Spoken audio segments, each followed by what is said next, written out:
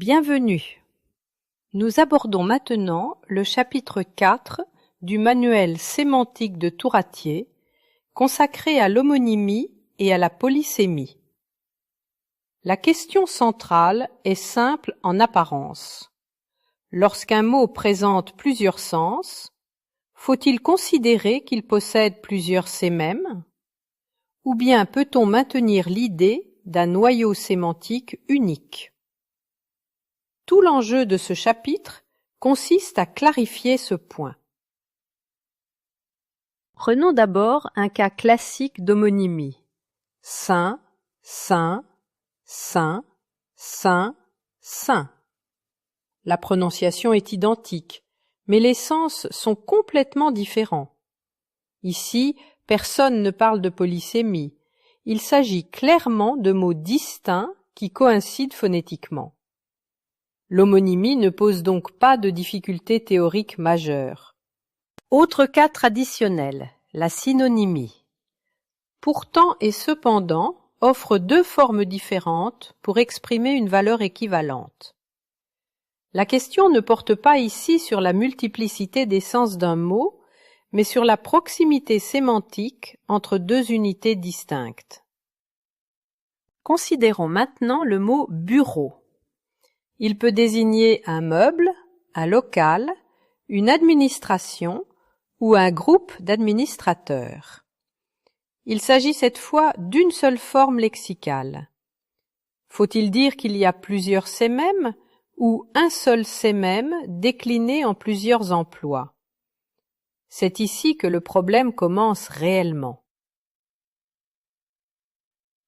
La lexicographie hésite. On peut séparer les sens sous plusieurs entrées, ou bien les regrouper sous une seule.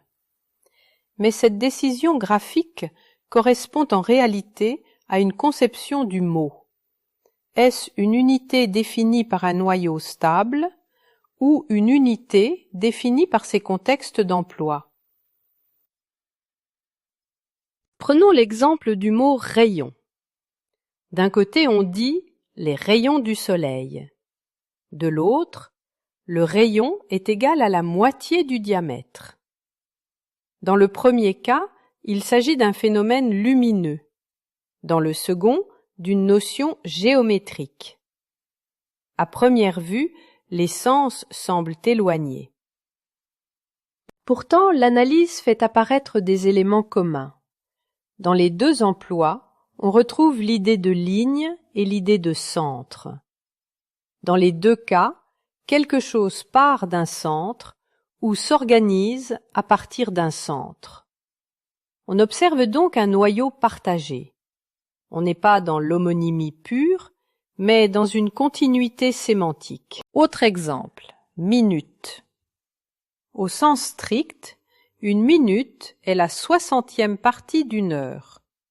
Mais on peut dire « attends une minute » pour signifier un moment très court. Le mot semble s'élargir. On passe d'une mesure précise à une valeur plus générale.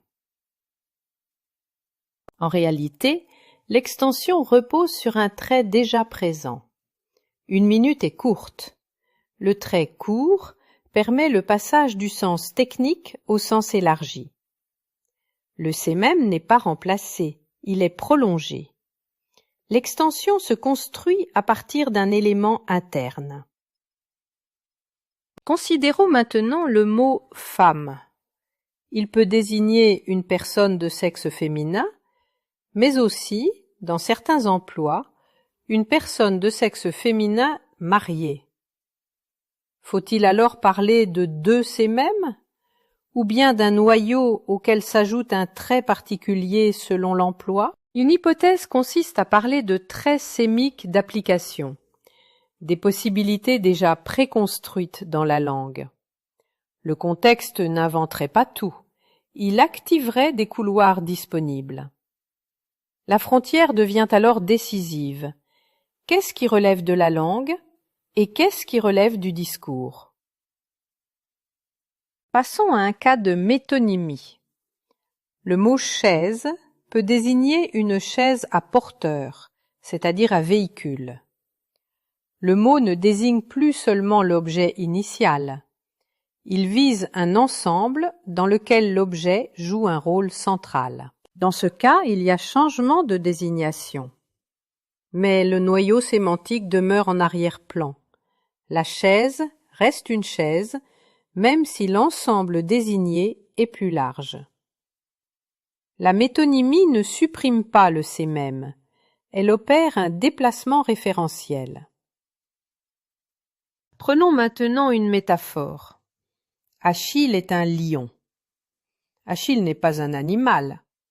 L'énoncé est incompatible au sens littéral, et pourtant il est immédiatement compréhensible.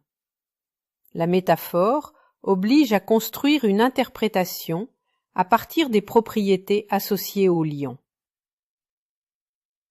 On peut produire des variantes. Achille ce lion ou ce lion d'Achille. Dans ces constructions, la relation syntaxique attribue une propriété au référent. La métaphore s'inscrit donc dans des cadres grammaticaux précis. La métaphore ne relève pas uniquement du lexique. Elle naît d'une relation syntaxique qui rapproche deux éléments. C'est parce que la structure impose une identification que le dépassement sémantique devient nécessaire. On a donc un phénomène à la fois sémantique et syntaxique. Prenons une synecdoque. 30 voiles. Les voiles désignent ici les navires. On utilise une partie pour désigner le tout. Le mécanisme est différent de la métaphore. Il s'agit d'inclusion. La synecdoque repose sur une relation d'inclusion, logique ou matérielle, partie et tout, genre et espèce. Contrairement à la métaphore, la relation est naturelle, préconstruite. Elle ne suppose pas d'incompatibilité, mais un raccourci dans la désignation. Comparons maintenant métonymie et métaphore. Dans la métonymie, le lien est objectif, concret. On passe d'un élément à un autre qui lui est lié. Dans la métaphore, le lien est analogique. Il doit être construit pour résoudre l'incompatibilité littérale. Dans les deux cas, le sémème premier reste un point d'appui. À travers ces exemples, on voit que la pluralité des sens n'implique pas nécessairement la pluralité des sémèmes. Les extensions, les spécialisations et les figures reposent souvent sur un noyau commun, même lorsque les usages semblent éloignés au premier regard. Il faut enfin distinguer ce qui est institutionnalisé et ce qui est construit ponctuellement. Certains effets de sens sont stabilisés et consignés dans les dictionnaires. D'autres sont produits à l'occasion par un locuteur. La question langue versus discours devient alors centrale. Conclusion. Le chapitre conduit à repenser la polysémie. Il ne suffit pas d'observer plusieurs emplois pour conclure à plusieurs sémèmes. Il faut examiner les continuités sémiques et les mécanismes d'extension. Le sémème apparaît alors comme un noyau stable, capable de produire des réalisations multiples sans perdre son unité. La polysémie n'est pas une dispersion anarchique du sens, elle est une organisation, et les exemples le rendent visible.